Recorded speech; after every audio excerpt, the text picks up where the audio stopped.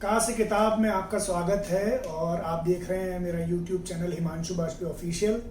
कहाँ से किताब वो प्रोग्राम है जिसमें हम अपने मेहमानों से बात करते हैं उनकी पढ़ने लिखने की दिलचस्पियों के बारे में, उनकी पसंदीदा किताबों के बारे में और पढ़ने लिखने का जो उनका शौक़ है उसके बारे में। तो आज हमारे साथ मौजूद हैं दानिश हुसैन, जाने माने अभिनेता और दास्तान गो, किस्सा गो। और मेरे लिए ज़ाती तौर पर खुशी की बात यह है कि दानिश साहब से मैंने बहुत सीखा है, जब दास्तान गो शुरू की तब भी, और अब भी मैं उनको सीखता हूँ। और अभी जब मैं यहाँ मौजूद हूँ, जब वो लखनऊ में अपनी अगली फिल्म की शूटिंग कर रहे हैं, तो उस वक्त भी जब वो लखनऊ में थे तो मैंने कहा कि इस मौके का फ़ायदा उठाया जाए, कुछ सीख लिया जाए और कहाँ से किताब का अगला एपिसोड शूट कर लिया जाए।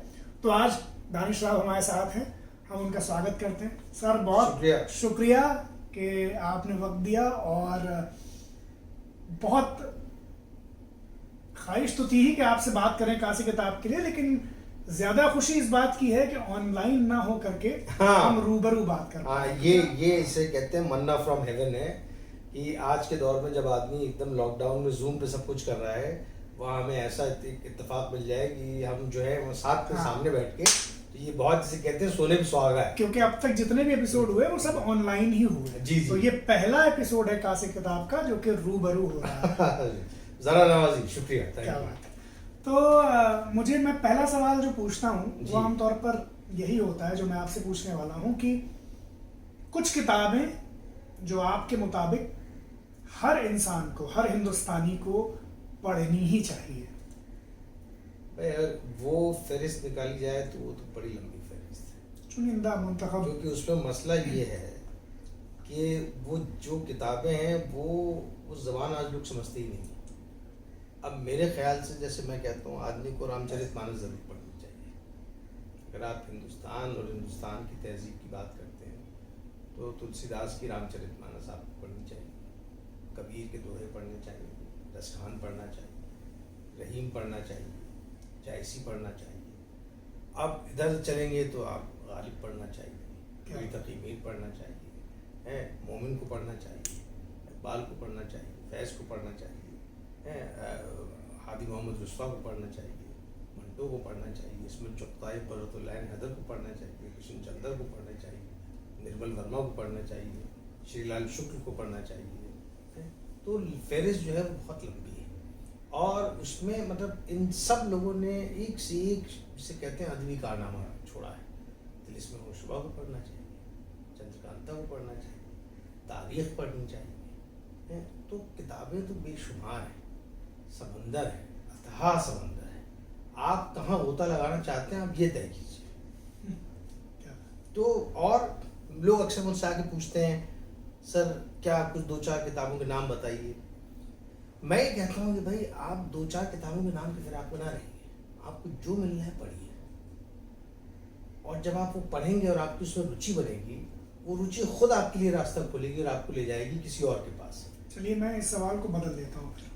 ऐसी कौन सी किताबें हैं जो आपको लगता है कि रुचि बनाने के लिए, मजाक की तामीर करने के लिए पढ़नी चाहिए? लेकिन वही तो मेरा मसला है कि ज़बान का स्तर तो आदमी का पहले वहाँ पहुँचे। अगर आप किसी के हाथ में सीधे, अब जैसे फैज़ साहब लिखते हैं कि हम बचपन में लाइब्रेरी जाते थे वहाँ लाहौर में, और फलाना फलाना फलाना किताब पढ़ते थे, गालिब पढ़ा कुछ पर ख़ास समझ में नहीं आए। तो अब ये कह रहा हूँ कि भाई जब आप 15-16 साल का लड़का सीधे आके गालिब पढ़ेगा तो कहाँ समझ में आएगा, वो भी फैज़ जैसा। तो अब लोग कहते हैं हमें उर्दू शायरी में बहुत रुचि है, सीधे जाके रहता गालिब पढ़ते हैं, गालिब समझ में नहीं आता है। तो मैं ये कहता हूँ कि आप अपने म्यार के हिसाब से कोई सरल सिंपल किताबें देखिए, उनको उठाइए, पढ़ना। पहले तो आपकी अपनी क्या है कि हमारा लिपि से रिश्ता टूट गया है, हमारा लिपि से रिश्ता टूट गया है। आज की तारीख में देवनागरी कितने लोग पढ़ लेते हैं आसानी के साथ, या नस्तलिक में, उर्दू में जो स्क्रिप्ट देवनागरी तो फिर बहुत लोग पढ़ लेते हैं, लेकिन जो जिसको हम उर्दू की रस्म नस्तलिक है उसमें कितने लोग पढ़ पाते हैं। तो पहले तो आप अपने को रवा कीजिए कि आप अगर आपकी देवनागरी कमज़ोर है या उर्दू की जो रस्म ख़त है वो कमज़ोर है, तो आप आसान किताबें उठाइए, सिंपल कहानियाँ उठाइए, चंपक उठा के पढ़ लीजिए, चंदा मामा उठा के पढ़ लीजिए, कोई आसान किताबें उठाइए जो आपकी ज़बान जो है, आँख जो है आपकी सेट होने लग जाए, और एक बार वो सेट होने लग गई और आपकी जो ज़बान है वो थोड़ी, आँख जो है रवां हो गई, आप आसानी से पढ़ने लगे, फिर आप धीरे धीरे धीरे ग्रेजुएट करिए और अदबी कारनामे जो हैं उनको उठाइए और फिर आप जो उस्ताद लोग हैं बाद में जाकर उनको पढ़िए। क्या बात है।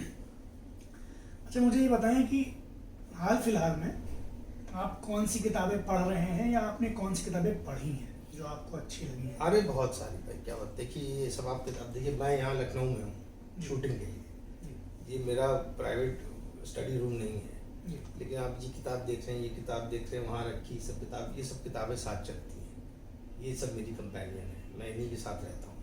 तो हाल फिलहाल में अब जैसे मैंने ये ईरा, कल ही ये किताब ईरा मुखर्जी की बहुत शानदार जी, किताब है, जी। अकबर द ग्रेट मुगल, ये मैंने कल ख़त्म की और लाजवाब किताब है, बिल्कुल पानी की तरह कहानी आपकी आंखों के सामने बहती है और पूरा जो मंजर निगारी है अकबर, उनका दरबार और वो जो भी उस ज़माने में गुजरा वो सब आपके सामने जो है वो आ जाता है। अब ये किताब before the divide, Francesco Orsini जो हैं वो इसके एडिटर हैं, ये किताब मैंने पढ़ी थी जब ये इसका लॉन्च हुआ था, तो हम लोगों ने दास्तान की थी इसके लॉन्च पे, ये कुछ मैंने 10 साल पहले पढ़ी थी, पर बहुत सी चीज़ें भूल गए, तो ये इस सफ़र पे मैंने सोचा कि मैं इसको दोबारा पढूं और मुझे फिर दोबारा बहुत कुछ, और एक चीज़ जो मैंने नोट की वो ये नोट की कि बहुत सी चीज़ें 10 साल पहले जो समझ में नहीं आ रही थी या आर्गूमेंट मुश्किल था समझना, वो ज़रा अब आसान हो गया, खुलने लगा है। अब खुलने लगा मामला, तो अब जो है वो किताब पढ़ने में बहुत सी चीज़ें समझ में आ रही हैं जो 10 साल पहले जो है ज़रा मुश्किल लग रही थी, ज़रा उनको उठाना समझना ज़रा, क्योंकि आगे पीछे ज़रा बैकग्राउंड इतना नहीं मालूम था। अब 10 साल में मुताला बढ़ गया है, तो उसकी वजह से क्या है कि बहुत सी चीज़ें जो हैं, अच्छा तो ये बात हो रही है, मामला खुल रहा है। तो ये है, अब ये राही मासूम, कल जैसे मैं गया यूनिवर्सिटी बुक स्टोर, तो राही मासूम रज़ा साहब की शानदार कारोबार तमन्ना, ये इत्तेफाक से यही एक उनका अफसाना नावल है जो मैंने आज तक पढ़ा नहीं है, बाकी मैं उनके सारे काम पढ़ चुका हूँ। तो मैं जब गया और ये किताब मुझे दिखी तो मैं बड़ा जो है खुश हो गया, मैंने फ़ौरन इसको ख़रीदा। तो ये है, और ये आप समझिए लुक लेरूथ और जॉन द्रेस ने जो है एक नावल लिखी है, रंबल इन द विलेज। अब क्या है रंबल इन अ विलेज, तो द्रेस साहब जो है, मैंने इनके साथ काम किया है जिस ज़माने में स्टूडेंट होता था। अच्छा। तो द्रेस साहब जो है एजुकेशन पे एक अमर्त्य सेन के साथ प्रोजेक्ट कर रहे थे, तो उस ज़माने में मैंने इनके साथ, मैं रिसर्च असिस्टेंट था, तो मेरा जो है वो एक रिश्ता भी है दिनेश साहब के साथ। और मैंने जब देखा कि ये नावल है, मैंने कहा भाई ये तो उठाना चाहिए, पढ़ना चाहिए। अच्छा, ये जस्टिस सचर की जो है एक तरह से ऑटोबायोग्राफी है, परसूट ऑफ जस्टिस। और तो कभी कभी क्या होता है कि लोग जब अपनी आत्मकथा लिखते हैं, बहुत से पहलू पे, बहुत सी चीज़ों पे जो है वो रोशनी आती है, पड़ती है, खासकर उस किस्म के लोग जिन्होंने अपने समाज या जिस फील्ड में काम कर रहे हैं उसको बेहतर बनाने की कोशिश की। जो सचर कमेटी है वो तो हर आदमी जानता है, तो मुझे ये बड़ी दिलचस्प किताब लगी। अब ये हमारी जो है आंट हैं डॉक्टर शबनम रिजवी, इन्होंने अब का ये नया अफसाना आया है, थैंक यू अरस्तु, और बहुत ही अनयूजुअल टाइटल है। ये इनकी शॉर्ट स्टोरीज हैं, अफसाने हैं जो अरस्तु और अरस्तु की थीम्स के अराउंड हैं। तो उन्होंने ये बहुत मोहब्बत और खुलूस के साथ मुझे ये तोहफे में दी है किताब। तो अब इस सफ़र में, क्योंकि मैं यहाँ से गाज़ीपुर जाऊँगा, फिर वहाँ से मैं श्रीनगर जाऊँगा, तो ये सब किताबें जो हैं, और ये हमारे बड़े परम मित्र अशोक कुमार पांडे साहब, उनकी ये बहुत ही मशहूर किताब, उसने गांधी को क्यों मारा। तो भाई दोस्तों के सामने बार बार आदमी को पढ़ना पड़ता है, तो कहीं अगली बार उनके सामने आए तो ये शिकायत ना हो कि देखिए आप दोस्ती का दम भरते हो, मेरी किताब जो है आपने अभी तक पढ़ी नहीं। उसके अलावा जो है आजकल क्या है, आजकल मेरी रुचि हिस्ट्री में बहुत है। तो रिचर्ड ईटन साहब ने एक बहुत ही शानदार किताब लिखी है, India in the Persianate age 1000 to 1765। तो वो किताब एक तरह से मिसाली किताब है, क्योंकि वो किताब इस बात पर रोशनी डाल रही है कि बहुत कुछ जिसको आप आज हिंदुस्तान समझते हैं उसकी नींव पड़ी है इस 700-800 साल के अंदर। चाहे वो कल्चर है, चाहे वो कुजीन है, चाहे वो आर्किटेक्चर है, चाहे वो पहनावा है, चाहे वो ज़बान है, बहुत सी चीज़ें जो हैं जिसको आप ग्रांटेड ले लेते हैं कि ये हिंदुस्तान बिल्कुल। है, ये हिंदुस्तान का कल्चर है। एक ज़माने में शायद आप भी इस बात को माने, बहुत जगह रेफरेंसेस में उर्दू ख़ास तौर पर हिंदुस्तान से मुराद जो नॉर्थ वाला हिस्सा है जी, उसको ही रेफर किया जाता था। जी हिंदुस्तान जी जी सिंध नदी की जो उस पार था, ईस्ट में था, वो एले हिंद थे, वो हिंदुस्तान था।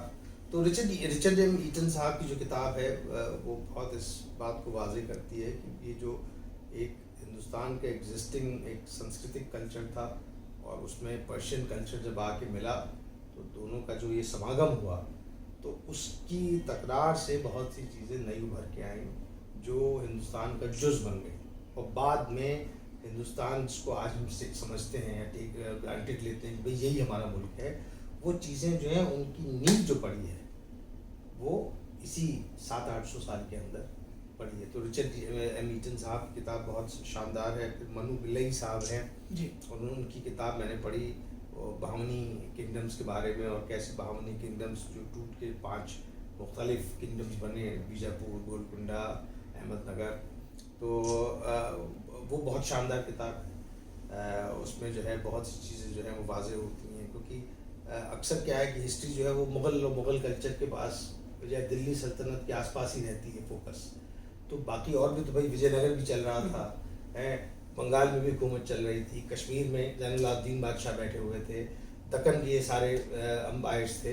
तो ये यहाँ पे क्या हो रहा था, तो ये उस पर जो है मनु पिल्लई की किताब जो है वो बहुत शानदार है। तो ये 3-4 जो किताबें हैं ये मेरे नज़र से गुजरी हैं फिलहाल में मैंने इनको पढ़ा है और बाकी तो सब कुछ ना कुछ चलता ही रहता है। अच्छा मुझे ये बताएं कि हालांकि वो सवाल का आधा जवाब तो आप शुरुआत में दे चुके हैं कि थोड़ा सा हम ये जानना चाहते हैं कि जो बच्चे हैं, बच्चों को किस तरह की किताबें पढ़ाई जानी चाहिए, उनको उन किताबों के आसपास रखना चाहिए ताकि उनमें एक ज़ौक़ पढ़ने का पैदा हो या वो किताबों की तरफ माइल हों। देखिए जब छोटा था तो मुझे याद है कि हिंदी का जो सिलेबस होता था उसमें एक किताब होती थी ज्ञान सुधा ऐसे कुछ ज्ञान भारती उसमें कहानियाँ होती थी। तो वो हमको बहुत रुचि आती थी पढ़ने में। तो ये समझ में आया कि इंसानी फितरत है वो कहानी की तरफ जो है माइल हो जाता है। तो मेरे ख्याल से जो हमारा मतलब मैं तो क्योंकि करिकुलम के साथ इन्वॉल्व नहीं हूँ और मुझे नहीं मालूम, बहुत से लोग काम कर भी रहे हैं। प्रथम वालों ने बहुत सी किताबें छापी हैं जो सरल बच्चों के लिए हैं। तो इसलिए मुझे उसमें इतना नॉलेज नहीं है कि कौन आदमी क्या कर रहा है या आजकल करिकुलम में या बच्चों की कहानियों के लेवल पे क्या काम हो रहा है। पर मुझे ये लगता है कि जैसे हम छोटे थे संक्षिप्त रामायण की आती थी, उसमें सरल तरीके से रामायण की कहानी थी, महाभारत के ऊपर किताब थी, फिर हिंदुस्तान के वेरियस जो है मुख्तलिफ जो अदीब हैं उसमें प्रेमचंद की कहानियाँ थीं और भी जो दीगर राइटर थे उनकी कहानियाँ थी। तो वो सरल तरीके में सिंप्लीफाइड वर्जन में तो वो आपको कहानी समझ में आ जाती थी। और फिर जब उससे आपको ज़ौक़ पैदा होता था और बाद में जब आप बड़े होते थे तो आप जो असली उपन्यास है, जो असली कहानी है, जो मेन चीज़ है, फिर उसको ढूंढते थे। तो मुझे लगता है कि और दूसरी चीज़ ये है कि हमारे यहाँ बहुत स्ट्रेस है रिटन लिटरेचर के ऊपर। ओरल लिटरेचर बहुत अहम होता है। तो ये जो सुनने का मादा है ना, अगर चीज़ें अच्छी बात की जा रही हैं, ऐसी बातें की जा रही हैं जहाँ पे आपका ज़र्फ़ ऊंचा किया जा रहा है कि आपको शेयरिंग करने की बात बताई जा रही है, देने की बात बताई जा रही है, मोहब्बत और खुलूस की बात बताई जा रही है, वो तो आई थिंक ओरल जो कल्चर है, ओरल लिटरेचर है, उसको कम नहीं समझना चाहिए। ज़रूरी नहीं बच्चा हर वक्त पढ़े, बच्चा सुनना भी चाहिए। बिल्कुल। और सुनने वाली जो चीज़ होती है वो अगर एक बार आपके जहन में बैठ जाती है। अब क्या है कि पुराने ज़माने में आप मुझसे बेहतर जानते हो, उस्ताद लोगों के पास लोग जाते थे जब कि भाई हमें शायरी करनी है तो उनको कहा जाता था पहले जाओ 1000-1500 शेर जो है उस्ताद शायरों को याद करके आओ। तो वो यही बात शिवसीनी कहते हैं जो मशहूर पोएट थे आयरिश, वो भी यही कहते थे कि बच्चों को जो है कम से कम 1000 पोएम जो है याद करनी चाहिए। वो उसको वो कंठित करेंगे तो उससे क्या होगा कि अच्छी शायरी जो है उसमें ज़बान, उसकी तरतीब उसकी जो केडेंस है, उसकी जो म्यूज़िक है, ख़यालात की जो उसके अंदर आप जो जिस उरूज पे वो ख़यालात हैं उस शायरी में, वो सब चीज़ें कहीं ना कहीं सबकॉन्शियस अनकॉन्शियस लेवल पे बच्चों के दिमाग में बैठेंगी। तो मुझे ये लगता है कि बच्चों को एक तो जो जो बेहतरीन कहानियाँ हैं हमारे अदब से वो सुनानी चाहिए, और उनको शायरी खूब याद करवानी चाहिए, चाहे वो किसी भी ज़बान की हो। तेलुगु है तो तेलुगु है, मलयालम है तो मलयालम है, तमिल है तो तमिल है, लेकिन हर ज़बान की जो सबसे बेहतरीन और नफीस शायरी है वो बचपन से बच्चों को उसकी आदत डालनी चाहिए। हर बच्चा जब 17, 18, 20 साल की उम्र में पहुँचे तो उसको कम से कम कुछ नहीं तो 50-100 पोएम्स तो याद है। तो वो फिर आपका नज़रिया दुनिया को देखने का कुछ और बन जाएगा। आप दुनिया को जिस तरह से अप्रोच करेंगे, क्योंकि कहानी जो है वो एक एम्पैथी पैदा करती है आपके अंदर। दूसरे से जोड़ती भी है ना कहानी आपको, कि आप जी। दूसरे की हैसियत को, उसके भाव को बेहतर समझ पाते हैं। तो कहानी का जो सच है वो आपको छूता है। अब देखिए क्या है ना कि सबसे बेहतरीन तरीका जो है वो कोई भी चीज़ सीखने का क्या है, वो है एक्सपीरियंशियल लर्निंग। आप जब किसी तजर्बे से गुजरते हैं तो उस तजर्बे से गुजरने से आपको जो सीख मिलती है वो किसी के बताए से कहीं ज़्यादा बेहतर है ना। किसी के बताए से वो बात नहीं बन सकती है। मैं आपको लाख कह दूँ कि भाई वो फलानी जगह जो है चाट बड़ा अच्छा मिलता है लखनऊ में, लेकिन जो आप एक बार जाएंगे वहाँ चाट खाने, बिल्कुल। और वो तजर्बा जो है वो मेरे 1000 बार बताने से बेहतर है। तो कहानी क्या करती है कि वो नेक्स्ट बेस्ट थिंग है। कहानी जब आप सुनते हैं तो वो आपको बगैर फिजिकली मूव किए हुए एक जर्नी, एक सफ़र पे ले जाती है, और जब कहानी ख़त्म होती है तो वो वैसे ही फीलिंग होती है, वैसे ही तजर्बा होता है जब आप एक एक्चुअल फिजिकल जर्नी अंडरटेक करते हैं। तो वो जो एक तजर्बा जो एक क्रिएट करती है कहानी सुनने का जो पूरा प्रोसेस है वो एक्सपीरियंशियल लर्निंग के करीब आती है। इसीलिए आप देखेंगे कि दुनिया के जितने बड़े मज़हब हैं या दुनिया के ज़्यादातर जो कल्चर हैं वहाँ पे कहानी स्टोरी टेलिंग के ऊपर बहुत जोर है। हिंदुस्तान तो बिल्कुल हिंदुस्तान दौर दौरा है। कथा सरित सागर है, यहाँ पे पंचतंत्र है, जातक है, यहाँ तो सब कुछ है। तो इसलिए कहानियाँ जो हैं वो बहुत महत्व रखती हैं, क्योंकि कहानियाँ हमको एक सफ़र पे ले जाती हैं जो एक फिजिकल जर्नी के बराबर होती है, और वो हमें एक तजर्बा दे देती हैं जो कि आप असल ज़िंदगी में अगर कोई तजर्बा लें तो इसलिए कहानियाँ। और दूसरा, कहानियाँ पार्टिसिपेटिव होती हैं, कोलैबोरेटिव होती हैं, क्योंकि जब मैं आपको कहानी सुना रहा हूँ तो आपका इमेजिनेशन काम कर रहा है। अगर मैं आपको विजुअल चीज़ दिखा रहा हूँ तो फिर उसमें इमेजिनेशन काम कर रहा है, और आप सुनाने वाले के अल्फाज के साथ वो सफ़र तय। हाँ, तो आपका इमेजिनेशन खुल रहा है। मैं कुछ बयान दे रहा हूँ, कुछ डिस्क्रिप्शन दे रहा हूँ, कुछ बात बोल रहा हूँ, तो आप खुद उसको एक्सपीरियंस कर रहे हैं, इमेजिन कर रहे हैं, और उससे आपका इमेजिनेशन खुल रहा है। तो इसलिए कहानियाँ जो हैं बहुत इम्पोर्टेंट है। मुझे ये बताएं कि जो लोग नहीं पढ़ते हैं, जी, जो किताबों की तरफ नहीं है, जिनकी दिलचस्पी नहीं है, या उनको तो छोड़ दें, आम तौर पर जी, क्यों पढ़ना चाहिए, किताबें पढ़ना क्यों ज़रूरी है? अगर इसका महात्म्य आपको बताना हो, महिमा बतानी हो, तो आप क्या कहें? भाई देखिए, आदमी सीखता कैसे है? कोई चीज़ आपको, मैं कहता हूँ कुछ तख्लीक करना है तो आप कैसे करेंगे? दो ही तरीके से करेंगे। या तो आप फील्ड में खुद जाएं, पैर में लत्ता बांध के आप निकल जाएं, अनुभव से करें, है ना, और इधर उधर, इस दरवाजे उस दरवाजे, इस दीवार उस सड़क, सर पटकें और अनुभव हासिल करें फील्ड में जाके।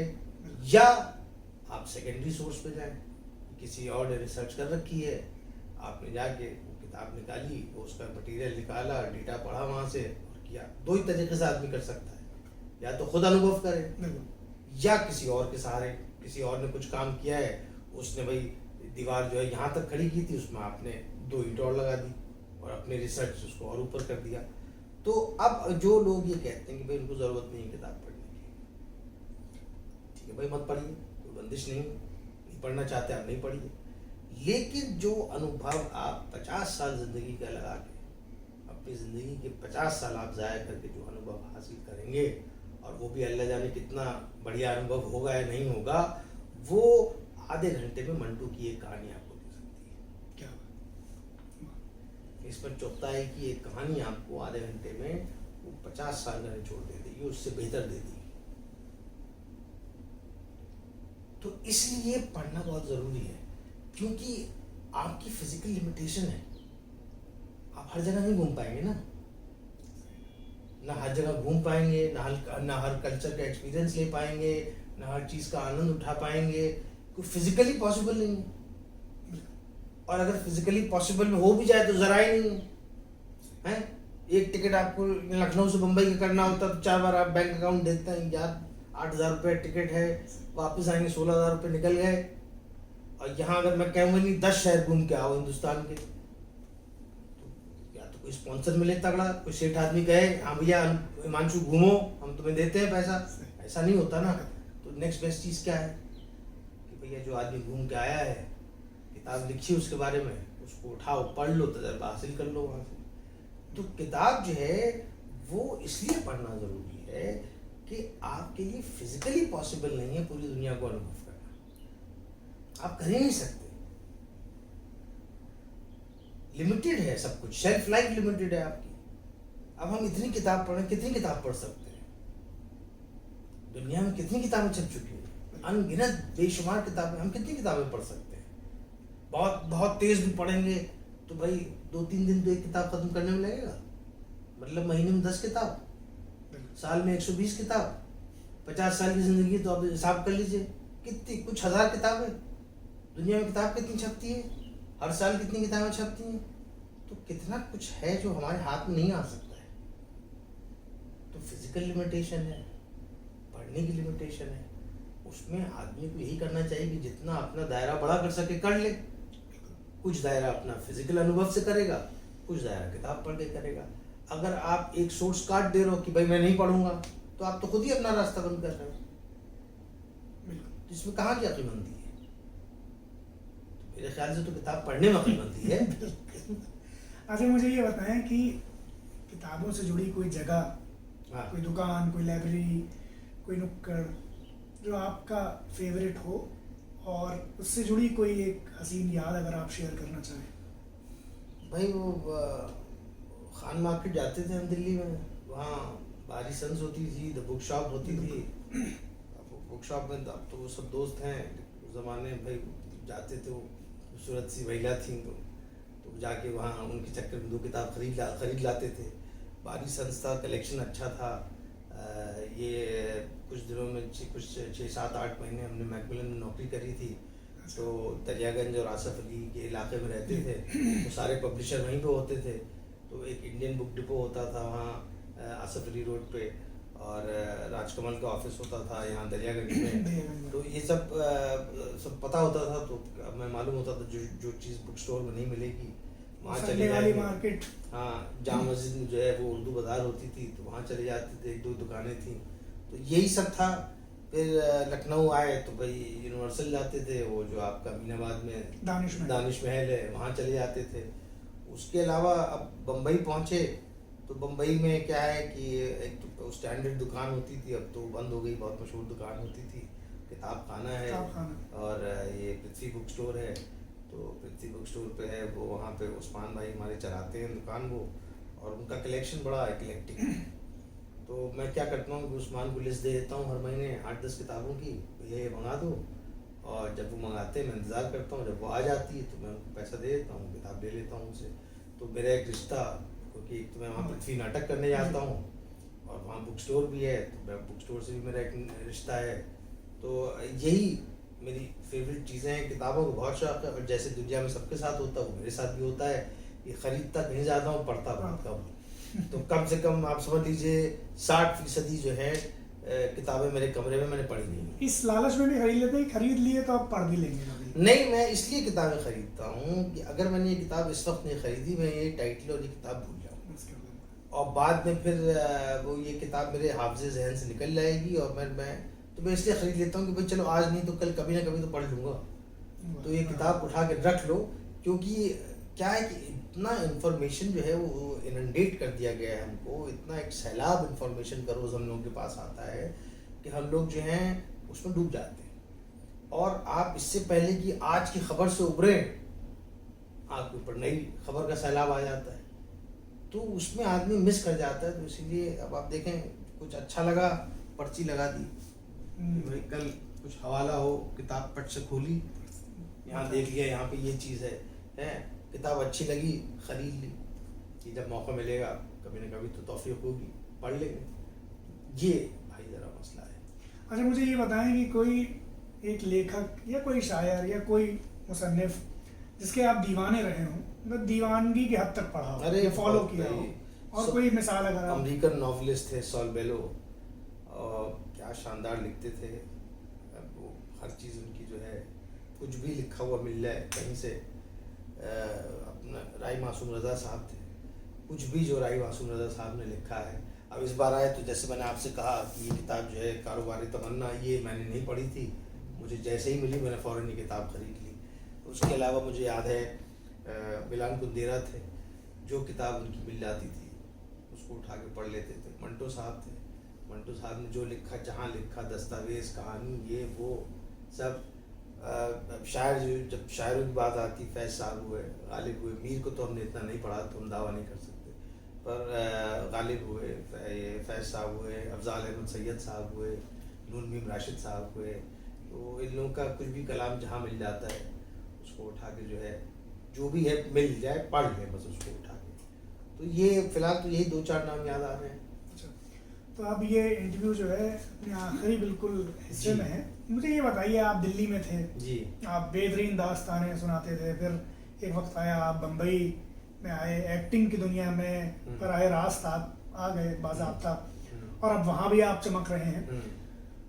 तो ये सवाल हमने पंकज त्रिपाठी जी से भी पूछा था जी कि एक्टिंग में यानी आपके इस अध्ययन का किस तरह से फ़ायदा होता है, या होता भी है या नहीं होता। एक एक्टर के बतौर ये जो आपका पूरा सरमाया है पढ़ा हुआ, ये आपके किस तरह से काम बहुत फ़ायदा होता है, ज़ाया कुछ नहीं जाता। और एक्टर के लिए तो कुछ भी ज़ाया नहीं जाता, क्योंकि एक्टर के लिए तो आँख खुलने से आँख बंद होने तक मुसलसल क्लास है। एक्टर क्या है, वो इस दुनिया ही को तो दिखा रहा है ना। जो किरदार पर्दे पे या मंच पे दिखा रहा है वो इसी दुनिया के किरदार दिखा रहा है ना। तो आँख खुली आप किरदार देख रहे हैं, और जब तक आँख बंद नहीं हो रही आप किरदार देख रहे हैं। लोग कैसे खा रहे हैं, लोग कैसे पी रहे हैं, लोगों की बातचीत क्या है, लोगों की बोलचाल क्या है, लोगों का रंग ढंग क्या है, पहनावा क्या है, ये सब क्लास है आपकी, दर्जगाह है। आप मुसलसल जो है सीख रहे हैं। मीर बाकर अली आखिर में जाते थे और जाके अस्पताल में क्लासेस लेते थे, हकीम अमजद खान के यहाँ जो है, अजमल खान के यहाँ जो है, वहाँ बैठ क्लास लेते थे तिब्बिया कॉलेज में। और किसी ने पूछ लिया, अशरफ सुबही साहब को नहीं पसंद था कि भाई ये, उनको लगता था ये वक्त ज़ाया कर रहे हैं जाके वहाँ पे। लेकिन मीर अपना जो ये थे बाकर, उनका ये जोर था कि भाई कल कम से कम दास्तान में 2-4 अमराज का जिक्र हो जाए या दवाइयों का जिक्र हो जाए, तो कोई ये ना कह दे साहब तो ऊपर बीमार रहे हैं, कोई पता नहीं है, अपना फेंके हुए हैं, ठोक बजा के जो हम बात कह रहे हैं सही कह रहे हैं।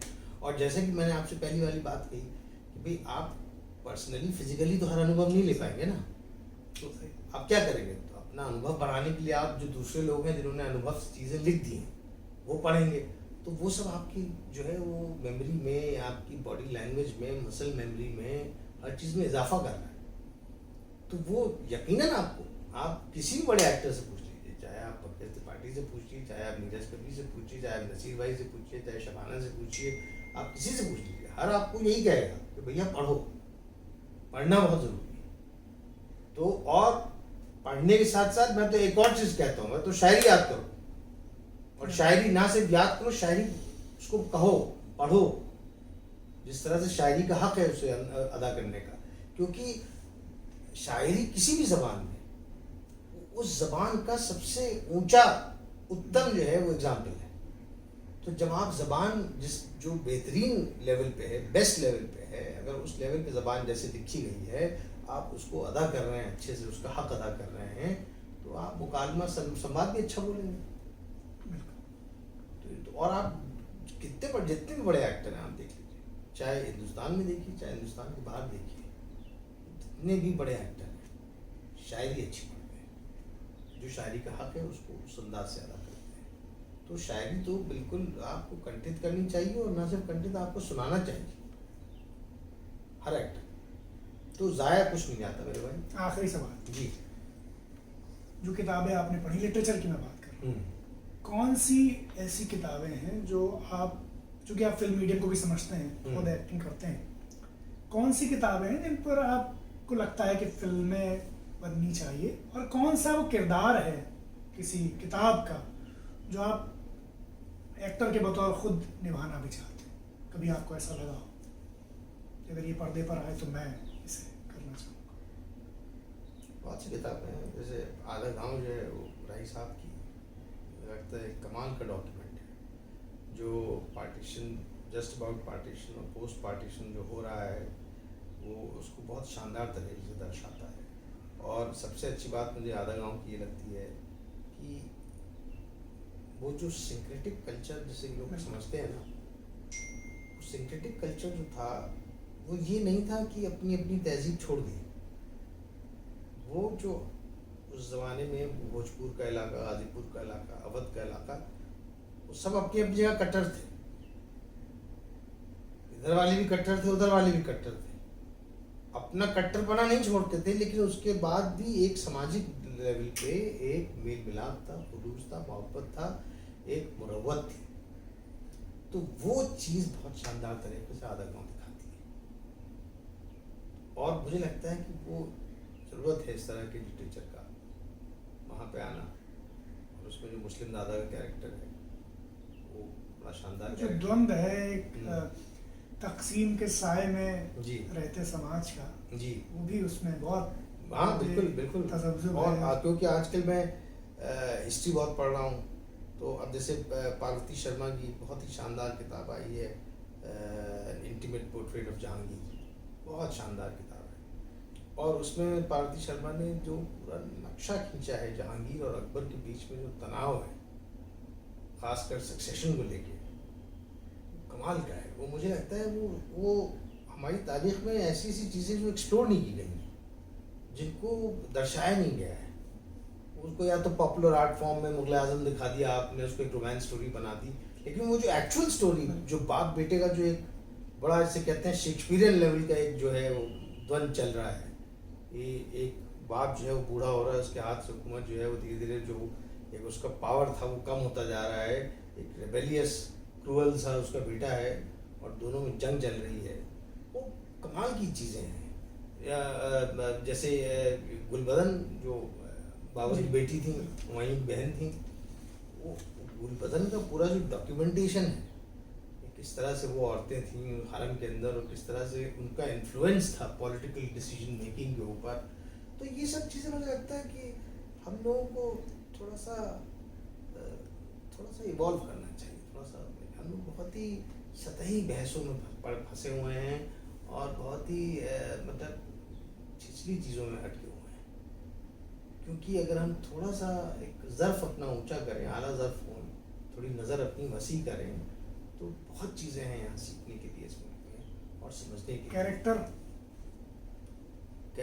तो भाई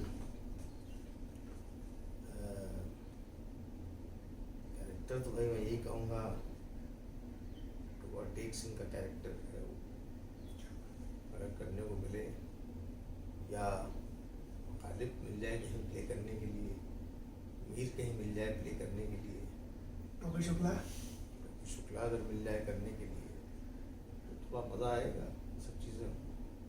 वाह क्या बात, बहुत शुक्रिया सर, बहुत अच्छी बातचीत रही। और मुझे लगता है कि जो इसे सुनेंगे उनको भी बहुत सारे पहलू उनके दिमाग में रोशन होंगे। जी। और बहुत सारे आगे के सफर के लिए जितनी फिल्में आप कर रहे हैं, जो सीरीज आप कर रहे हैं जी, सबके लिए आपको बहुत सारी शुभकामनाएं। कुछ एक के नाम आप बताना चाहें तो बता भी सकते हैं कि किन किन जगहों पर हम आपको देख पाएंगे।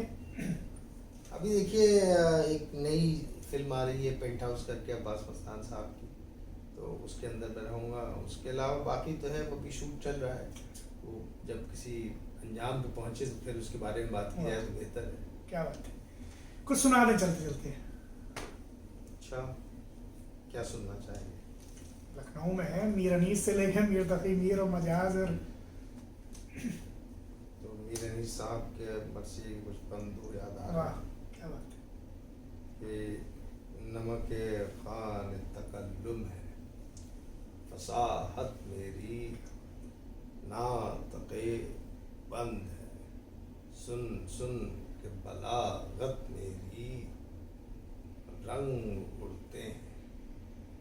रंगीन है इबारत मेरी और शोर जिसका है वो दरिया है तबीयत मेरी।